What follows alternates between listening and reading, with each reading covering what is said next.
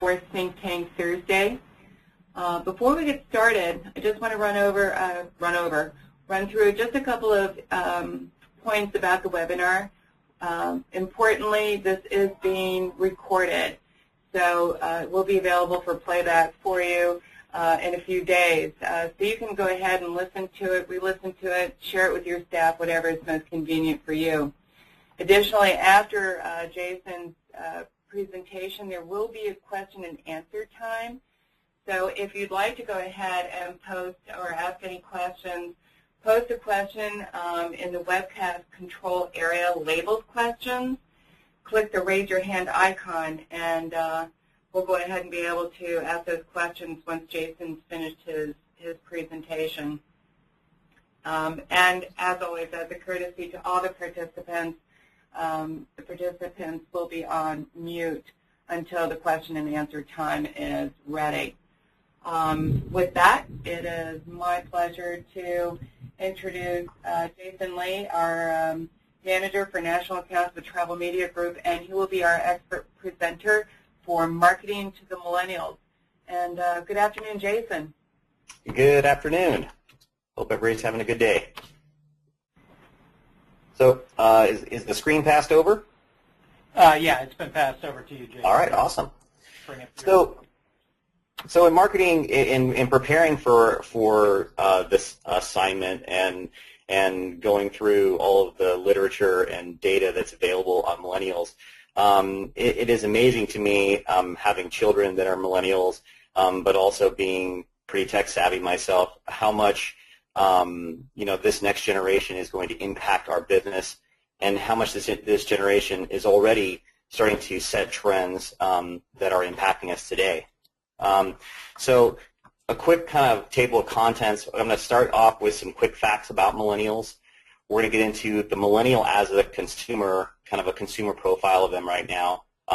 Jason, user-generated. Yep. Sorry to interrupt, but we're not seeing your screen okay. just yet. Let's see. Hold on, folks.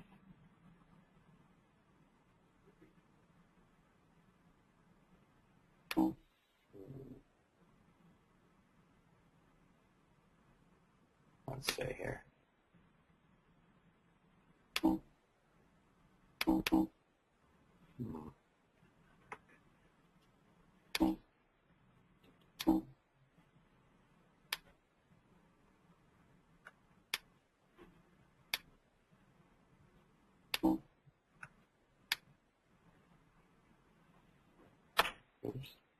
How about now? Yeah, we see it now. Okay, great. So, millennial as the consumer, millennials and user-generated content, and I'll kind of get into that when we get to it. Millennials in hospitality, so marketing to them specifically to hospitality, and then also employing them because they're probably our workforce now and definitely our future workforce. So, millennial quick facts. Millennials are defined as birth years ranging between 1980 and 2000. So right now their age is 18 to 37. They're right in our populace right now. They make up about 27%, which is 86 million people. They're 7% larger than baby boom generation, which was our last big growth spurt as a country. And their current spending is about $1.3 trillion per year, which is 21% of the total U.S. spending. So they're consumers, and they are huge. It's a huge group. If you look at it from a standpoint of how they rate as compared to other generations, so the greatest generation would be our 68 plus, and that's going to be World War II type generation. They make up about 11%. The baby boom was the last kind of big population explosion. They're 48 to 67, and they make up about 25%. And you can see Gen X at 13%, and then millennials, which are huge, and then the I generation, which is the generation coming behind it. So two big jumps in population, and really are going to be defining a lot of how we consume and how information is disseminated in the next few years. How this kind of works out in terms of demographics. Millennials, as compared to the rest of the country, they're a little bit more diverse. You'll see there is more in Black and Hispanic, less in white, as this new group comes up, which means they're more ethnically diverse, and something to think about when marketing. The other thing that we're looking at here is in college education, and just education in general. So we're looking at the millennial generation as being one of the most educated generations, or the most educated generation that we've had. So in terms of total, the percent of the total that has a college education, and also in some college, it's a pretty big growth. But if you look over on the female side, you'll see in this female side that there's more of a hockey stick kind of growth, where there's a huge explosion of college-educated female millennials. And this also plays into stuff that I know Rita's been talking about in the Vantage Academies about marketing to women, because these are going to be women are going to be holding higher positions. They're going to be traveling more. They're going to be our a big part of our corporate travel, and not just that. I mean, a big part of travel in general, but definitely a very interesting trend in education. Other thing about millennials is that they're extremely tech savvy compared to the rest of the generation. So Gen X definitely has some, a technical side to them, and they make up a pretty big percentage of the amount of adaptation of technology. But millennials grew up with it. They're extremely comfortable socializing electronically, speaking electronically, texting, using all of the social networks that are available. And even so much like little things like not even having a telephone landline, using their cell phone as a primary line. So these are the things that we can expect to continue on and grow as millennials mature.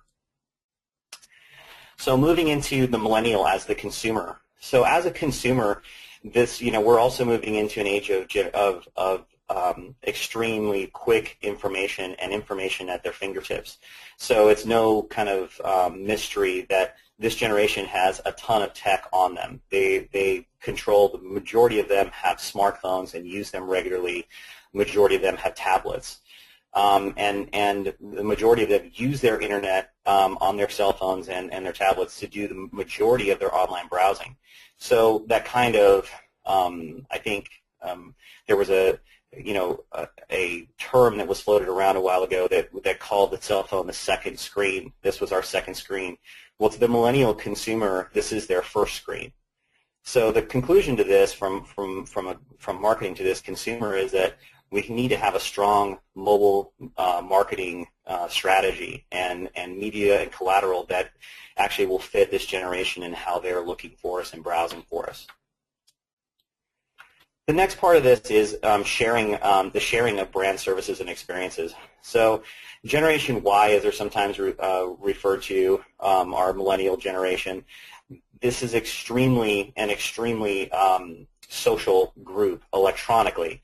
And what you start to see is 60% of the content that is now being shared by bloggers and through other social media pieces is being produced in part, or actually totally, by millennials.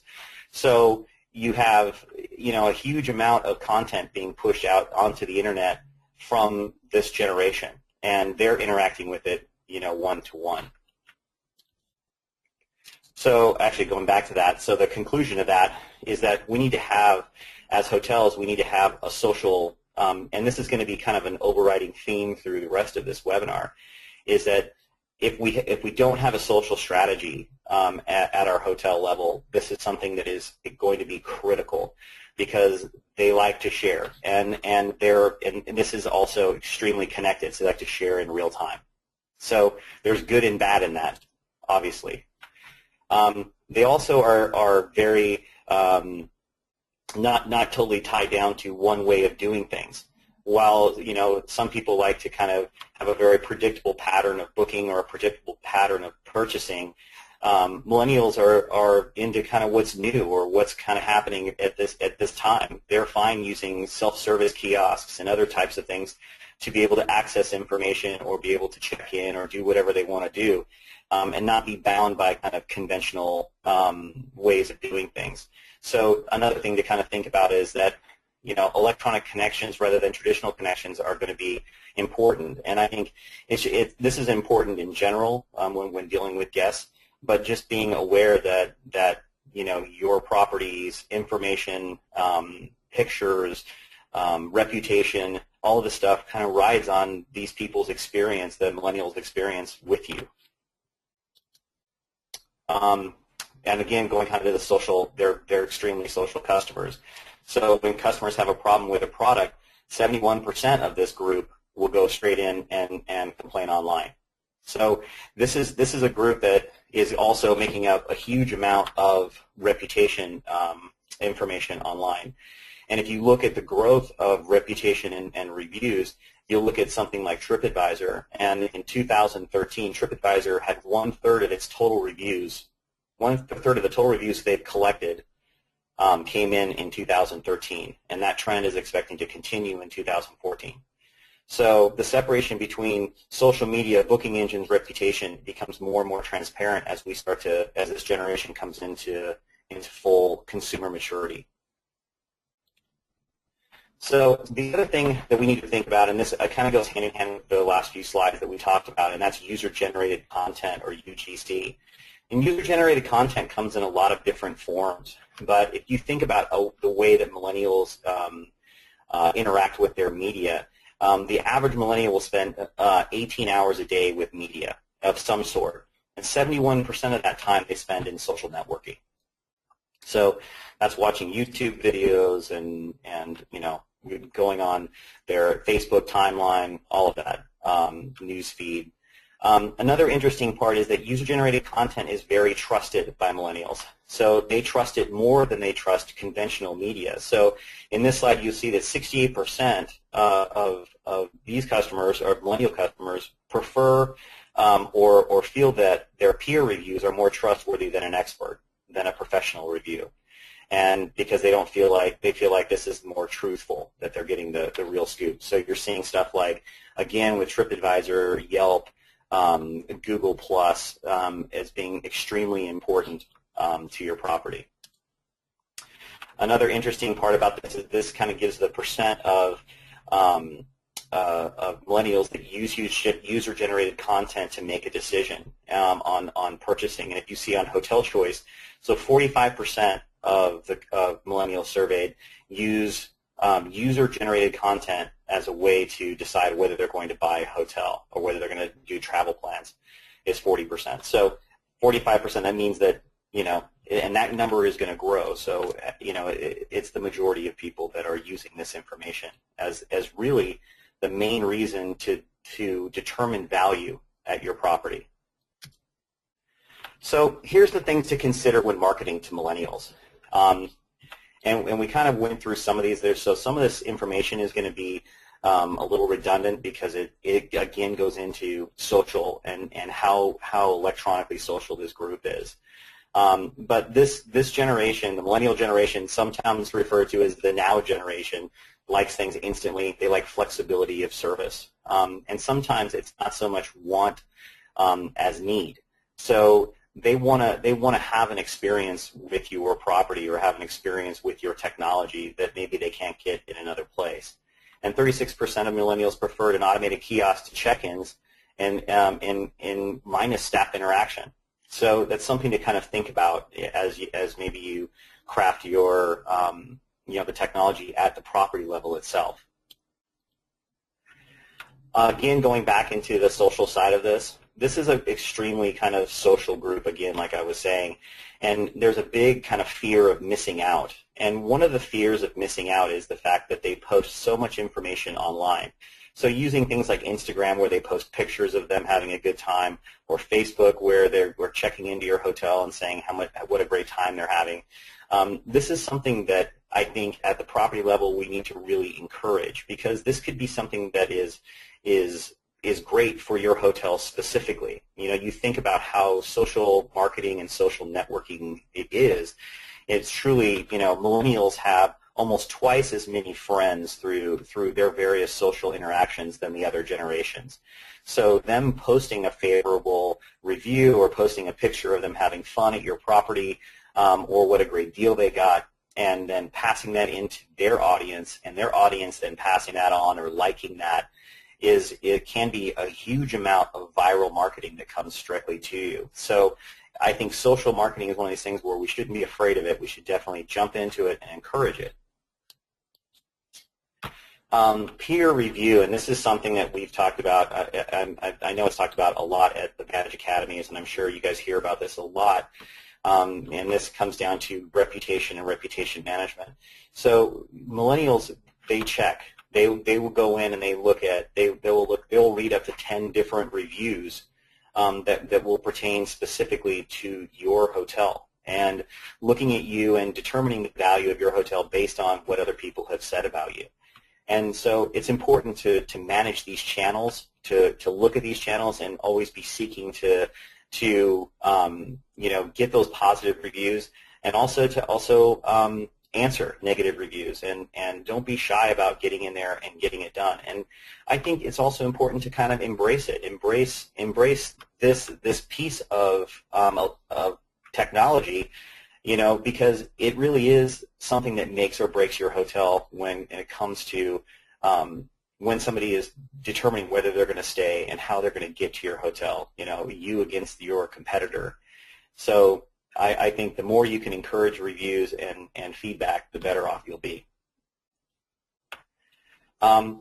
Again, yeah, we talk about them being social creatures, but the interesting thing through hospitality is that while they're very social on and offline, online, they're also social offline. 58% of millennials, which is 20% higher than older generations, prefer to travel with friends. So thinking about millennials as traveling with a bunch of people, and this kind of makes sense when you think about, you know, a younger crowd of people who want to travel with friends. Maybe they don't have as much money. They like to share the cost of a hotel over 4 people. It's easier for them to kind of get around and do things where they're sharing the cost. But this is something to think about as you start to market to these to this very, you know, influential group. You know, where maybe you have some special deals on your 2-bedded rooms, or yet if you have adjoining rooms, you talk about that. But again, kind of that part of the fear of missing out. That's why I think a lot of times they tend to kind of travel with friends.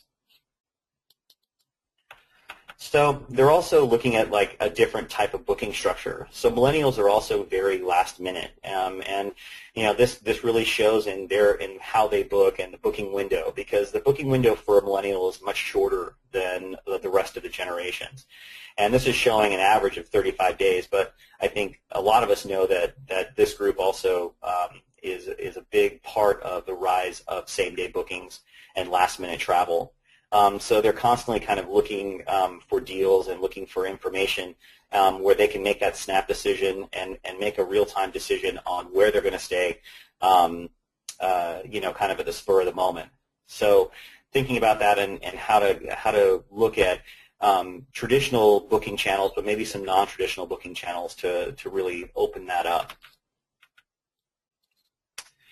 And you know, millennials are business travelers too. We're talking about 18 to 35-year-olds right now. So they're traveling a lot, and I think what you're seeing a lot of as hotels start to really look at these millennials and how they travel and their travel patterns. They don't traditionally like to just sit in their hotel room at the desk and do work while they're traveling. They like the lobby. They like that kind of coffee house socialization. So the lobby in a lot of cases has been transformed into a place of socialization. So heavy Wi-Fi, calling it like the third space. So this is something to be kind of aware of when thinking about this traveler as they're coming in. You know, maybe making a place in your lobby for them to kind of hang out and socialize, and possibly having music in your lobby, or making sure for sure that you have really strong Wi-Fi in there. But interesting kind of development there. The other piece of this too, as you might guess, millennials, because they're so connected, they have, all of these different devices. It's really important to think about that, and that goes really, it's super, super important to have good Wi-Fi. And I know that's definitely a sticky point with a lot of hotels because it's tough. It's tough to have that consistent Wi-Fi all through your hotel. But it's definitely one of these things that millennials are very picky about, and they want to make sure that you have good wireless internet. And so that is going to become more and more important. And if you do have that, it can become a great way to market and an important piece of marketing. The other thing to think about, too, with this group is that they have a lot of stuff to plug in. So making sure that you have readily available plugs and access to plugs and ports is important. I know a lot of hotels actually have plugs and USB plugins as well, and this group loves that. And so making a small investment in pieces like that and then marketing that can make a big difference. So things to consider when employing millennials. So now we kind of talked about them as a consumer and what we need to think about in terms of how do we market to them and what's important to them when it comes to hospitality. Employing millennials is also equally important because these are the people that are going to be interacting with your guests, and this is the future of our business. It's the next general managers and next owners of our hotels. So this is the things to consider when employing them are these. Millennials are crazy multitaskers, and for those of you who have children that are millennials will probably see that, where they're actually holding a conversation with you and maybe at the same time they're texting or they're doing something else, they're playing a game. So they're kind of grew up in a very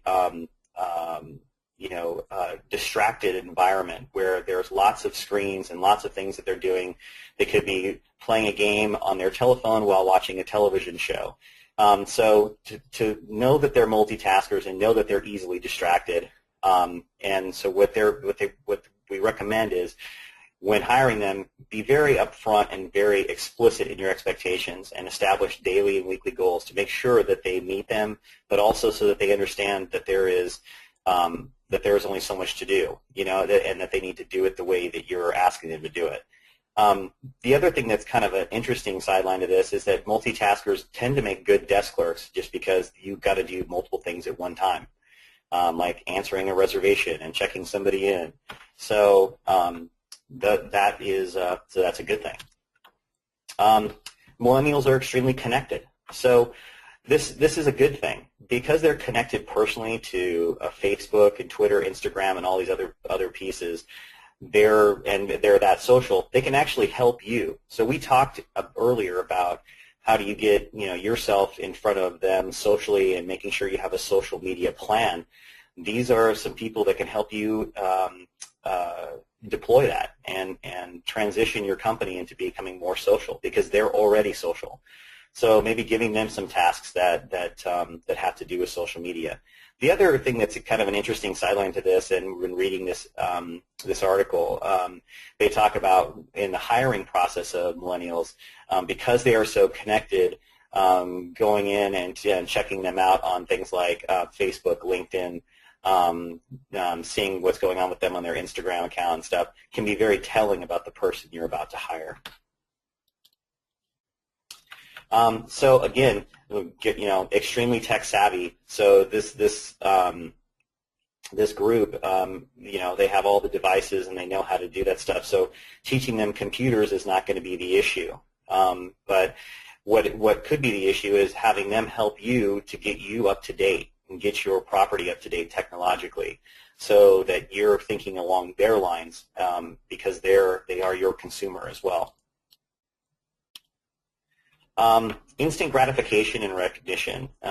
So this is an important part of the millennial value system. They need that they need that recognition and gratification, like where you're saying you ask them to do something, they do it right, and you give them that attaboy that gets them kind of going in the right direction and keeps them kind of on that same path. But millennials kind of grew up with that from their baby boomer parents, who were also very, congratulatory. This is the generation where where, on the soccer field, nobody loses, everybody wins, so it's important to distill those values, but also understand that that's what they're used to, so try not to be too harsh. They also like work-life balanced flexibility, so anything you can do, like gym memberships and other types of things that can help them kind of balance other things that are important to them in their life is really important. So definitely something to think about. Anything that you're doing as a company, whether that's charity or volunteer work, those are also really good things to kind of push out there and let them be a part of. And then there's collaboration. So, obviously we all like collaboration, but millennials are extremely team-oriented. They enjoy working in a group. They enjoy collaborating and building friendships. So it's important to kind of get in there and let them work with the other desk clerks, get them to know the people in the housekeeping department, have them work with you, and maybe and let them know that they have support, but also that you're a team kind of all working towards the same goal. Transparency is another piece that is important to millennials, and that is that, and when I say transparency, what I mean is that you have a very clear, give them a very clear expectation at the time of hire in terms of what your company is about, what your hotel is about, what you're expecting from them inside their job, how many hours they'll be working, how long they'll be on their feet. Don't sugarcoat it. Let them have the real scoop. And you'll find that you may weed out some people you don't want, but the people that are really wanting it, they don't have a surprise. And finally, millennials want career advancement, and this is how I started in the hotel business. I started, I guess I'm technically Gen X, but I started as a relief night auditor. And made my way up through the ranks of the hospitality industry. And I think that there is still a career advancement and opportunities that are available. And I think it's important to talk about that and tell them about, that there is opportunities to advance and move up. And the more that they get in, work hard and learn, the more opportunity there is waiting for them. So that is marketing and employing millennials. Thank you so much, Jason. Are there any questions from any of the attendees out there? You can either click on the hand icon to raise your hand, and then we'll unmute you, and you can ask your question, or you can type it into the questions box that you'll find in the webcast panel.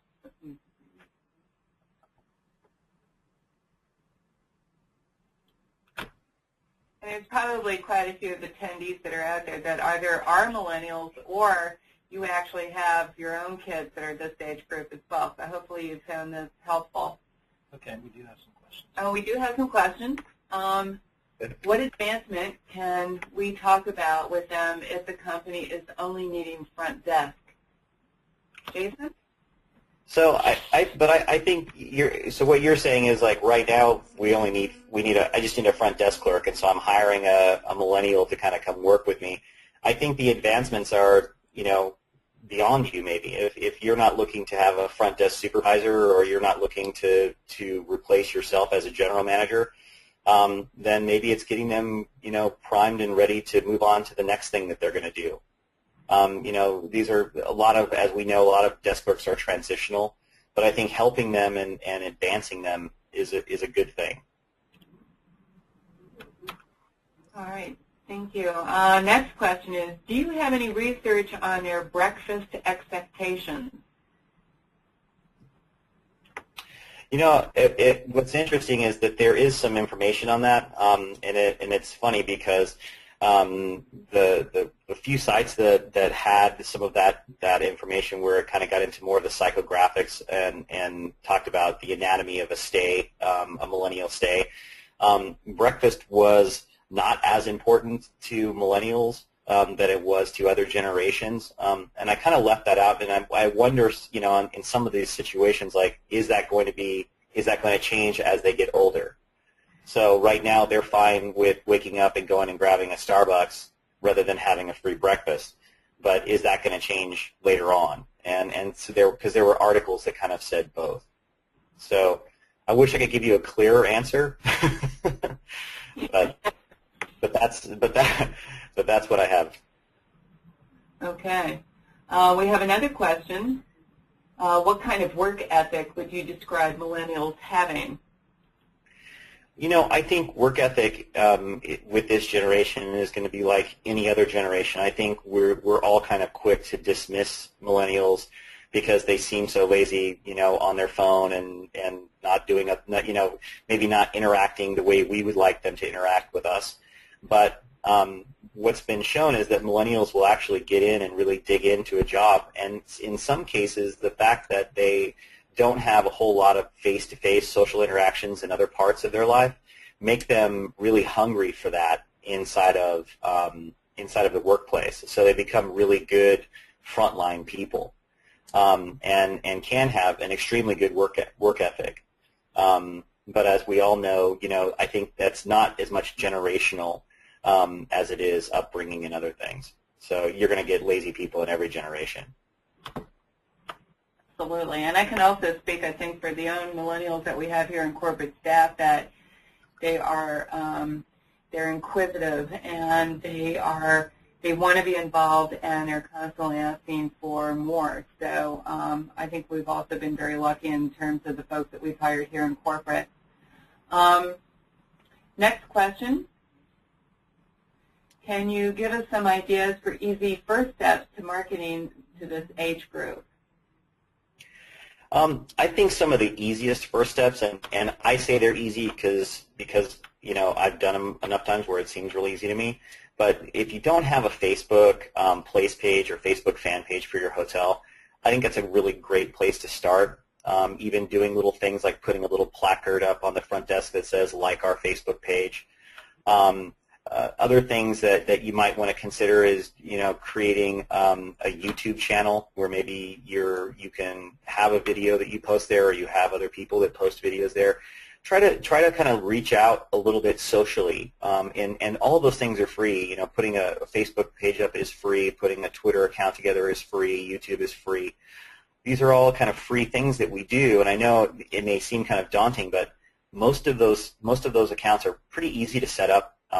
They walk you right through the process, and I'm sure, you know, folks at Vantage will help you with some of that as well. But making those social accounts and starting that social interaction, creating that audience is important. And I would say if you don't have that, I would stress that to get that done sooner than later.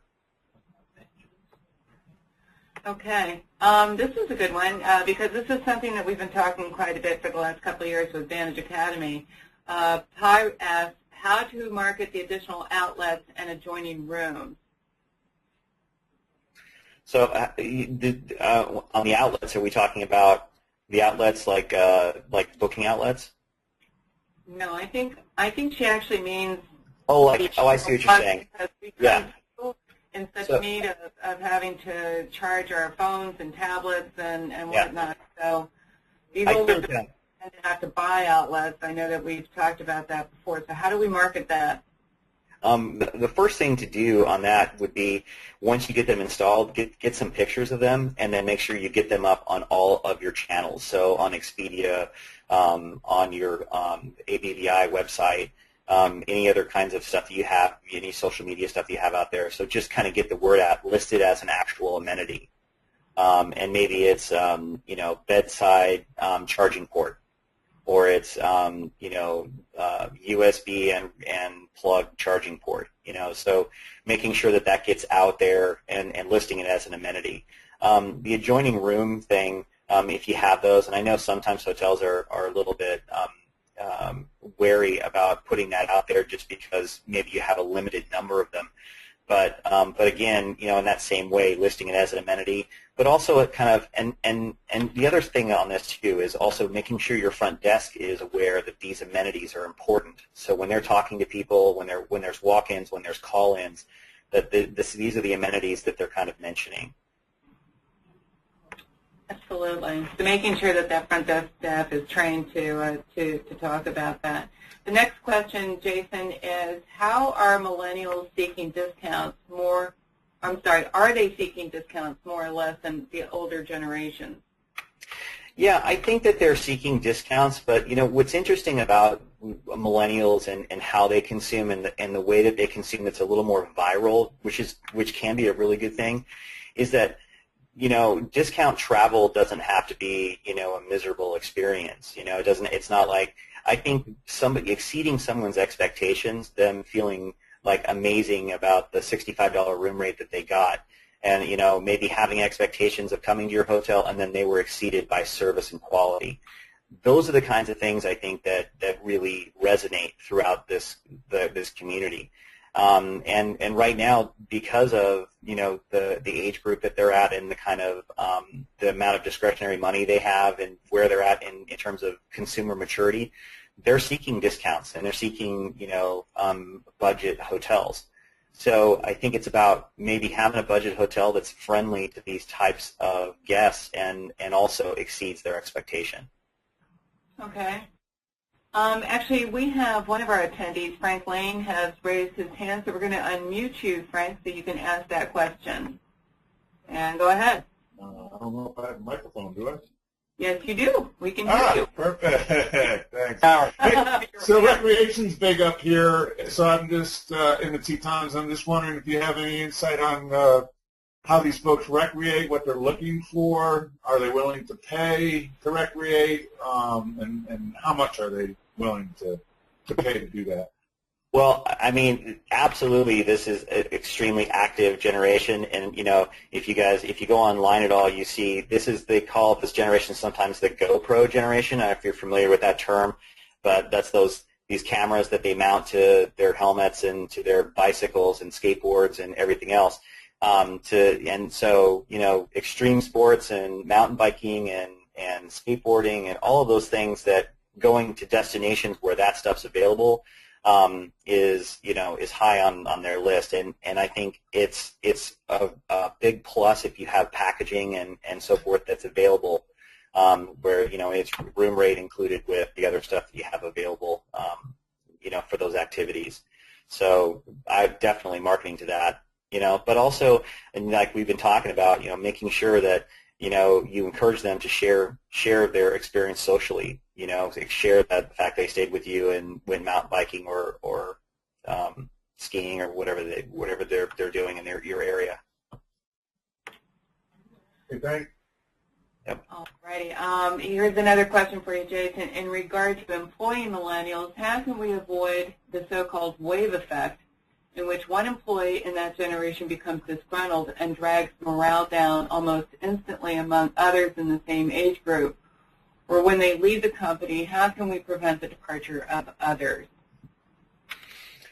I think that, again, this generation, there's some very effective tools, and the articles that are attached to this PowerPoint presentation, there's some really great information there. But one of the things that I read that was really interesting was the fact that because there has been a limited amount of social interaction, like face-to-face social interaction with millennials, there's a lot of like texting and other sorts of electronic back and forth, that getting people together, so taking those employees together in the same room, getting them together and talking things through with if you feel like there's two people that are being affected by it, getting them together and talking about the issue specifically tends to have a different level of awareness, because you're right, what happens is that, again, there's like almost like a electronic undermining that happens where they're texting one another off, when they're not working, or when things go bad, they tend to communicate about it, but never verbally and not to you. So maybe if you start to see that happening, like, get in front of it right away, but I encourage like a face-to-face meeting with me and with them or both of them to try to get in front of it. And quite frankly, I'm going to add in there too, is that it's not just the millennial generation that tends to be that way, as well as the Gen X and every other working generation.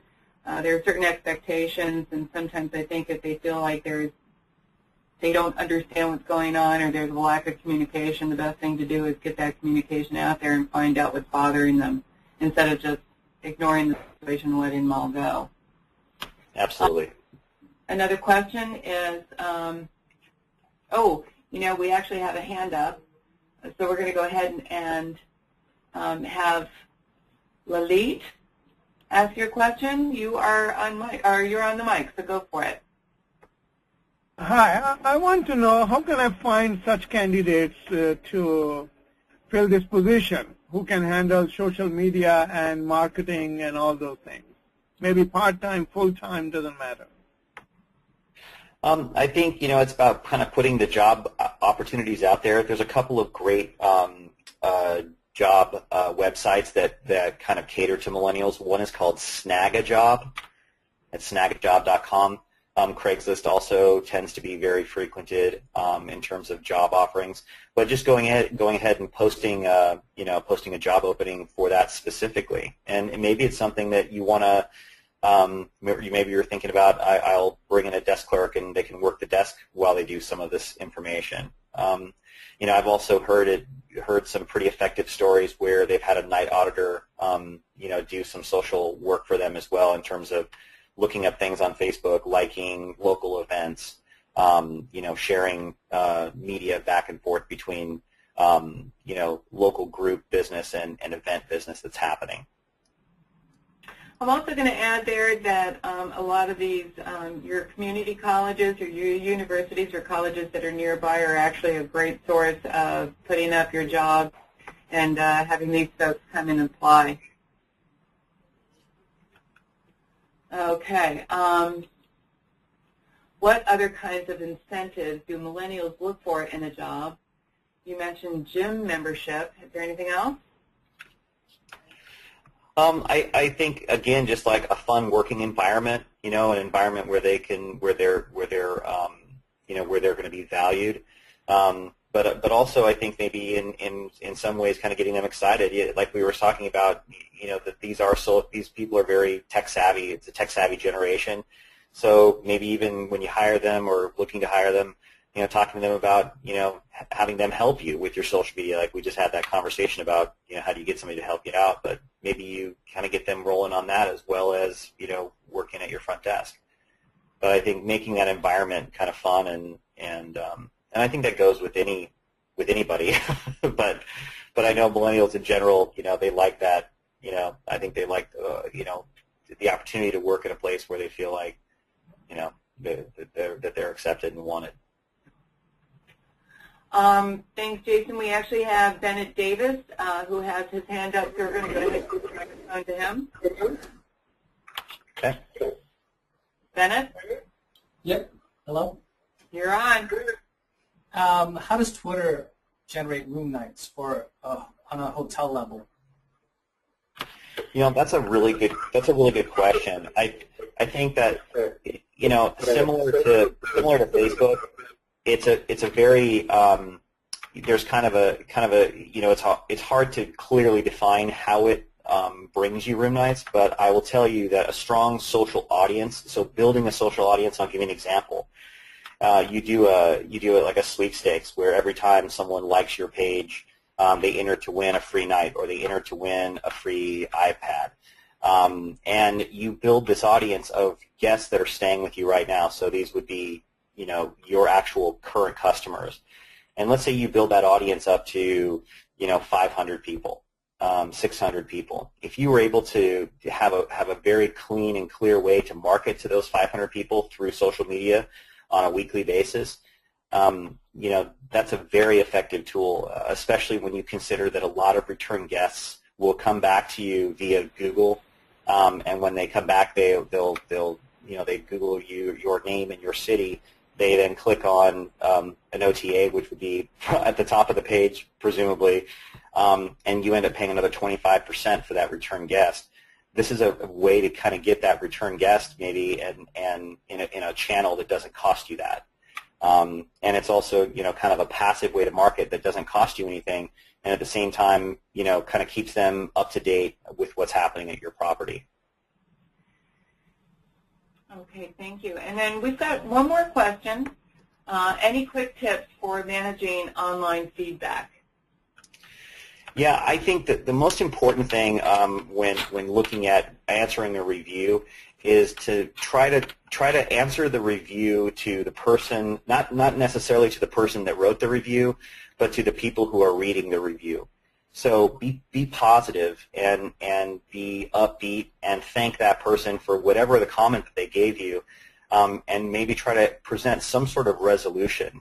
So if the complaint was that there was a running faucet all night long or something, or that the room didn't smell right, that make sure that you thank them for that and that you pass that information on to your head housekeeper and that you made sure that this is not going to happen in the future. So things like that, I think, where there is kind of a gratitude piece to it, there is a little bit of remorse and then a resolution. Having those elements in a response is really the optimal way of doing it. I think we can all agree with that. That's it for our questions. Is there any other question out there before we let Jason go and finish his day? Anything? Okay, Jason, thank you so much for taking time out of your day, designing and creating this PowerPoint for us and to share with us, and we hope everyone enjoyed it. Thank you very much for the opportunity. Thank you. Just to let everybody know, of course, our next Think Tank Thursday will be August 14th,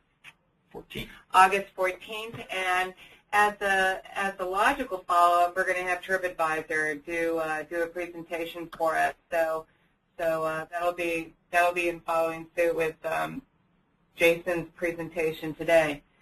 I want to thank everybody for joining us. I hope the rest of your day goes well, and we'll see you next time.